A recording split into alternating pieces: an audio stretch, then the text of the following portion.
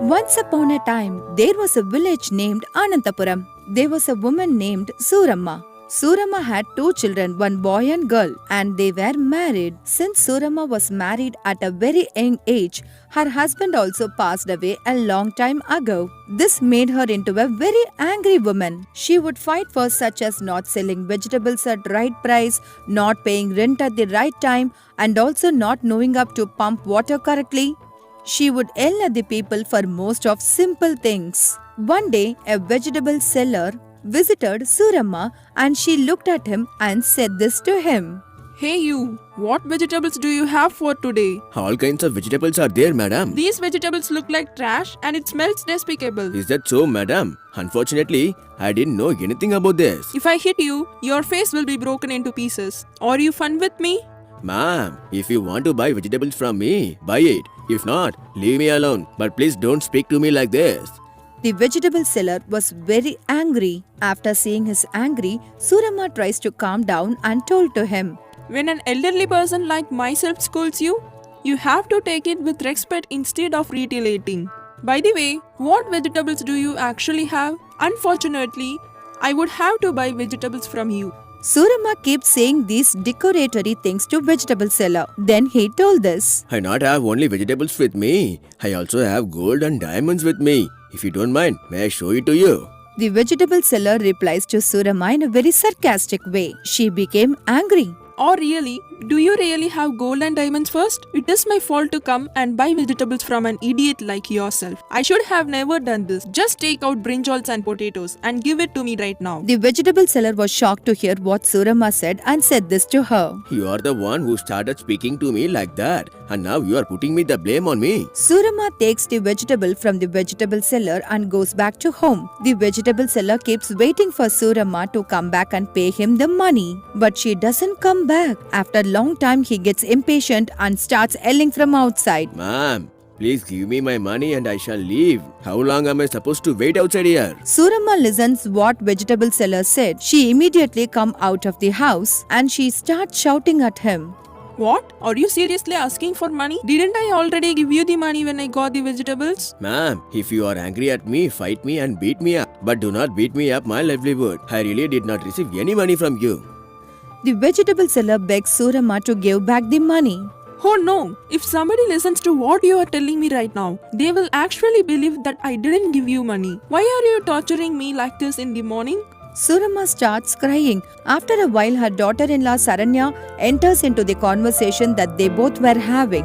She comes in and says, Please listen to me. Why not? We both go inside. He probably doesn't know your greatness. That is why he has come and to ask you for money. He is probably new here.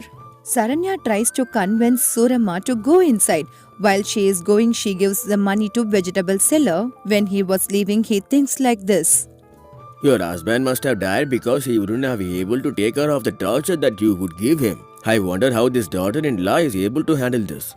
After Suramma goes inside with Saranya, she starts bragging about the vegetable seller and says how big thief he is. This was become a habit for him from past 2 years, where she would create a problem and then she would put up the blame on someone else. She would also abuse everybody around the village, including her own daughter-in-law. Because Suramma's daughter and her son-in-law were visiting the house, she started putting pressure on Saranya to keep the house clean and to decorate everything grandly. After that, Suramma looked at Saranya and said this. Listen to me. I know you don't like me, but guess what? My daughter and my son-in-law are going to come here, and we have to treat them rightly. When my son went to your parents' house, was he respected or treated fairly? Absolutely not. So you better do what I say, or else I will get upset. No matter how many times Suramma scolds Saranya, Saranya never gets upset because she respects elders and she respects her mother-in-law. She always keeps quiet whenever she is getting scolded. Suramma continues her rage. She will never opens her mouth and talks disrespectfully to her mother-in-law. I'm going to buy a lot of jewelry and gold for my daughter and my son-in-law. But did you do anything for my son or for me when you came from your house? Absolutely not. Because that is your character. Because that is your character. Suramma continues to file her emotions on Saranya. But Saranya doesn't say a word. She keeps her mouth shut and she just looks at Suramma. I am shouting for a long time, and you just keep quiet without replying anything first. I don't want you to be here when my daughter comes. I don't want her to see your oily face. I want you to leave immediately. The next day, Saranya left the house. After a while, Suramma, IAS daughter, and her son-in-law visited the house. Suramma prepared a delicious meal to desserts, sweets, spices for her daughter and son-in-law. She would give lot of money and clothes to her daughter and son-in-law. After they left, Saranya came back to home and Suramma started abusing her. When scolding Saranya again, after a few weeks, the son-in-law, daughter and her in-laws also came. Then she said, Welcome both of you. Are you fine? It is so great to see all of you visit my house. If you had told me earlier, I would have prepared something special for all of you. Thank you so much for your welcome. We do not need those formalities. We are family. We are here to see you and also your daughter-in-law. By the way, where is your daughter-in-law Saranya? She must be somewhere around her, but she doesn't really respond well to any instruction. She must be tired and sleepy all the time. Tell me what you want and I shall bring that to you immediately. After listening to what Suramma said, entire family gets shocked and they all look at each other and they won't speak a word. After a while, Saranya enters. Oh my god, it is such a surprise to see all of you. Have you guys had anything to drink yet? Shall I bring you some water or coffee or tea? Please let me know.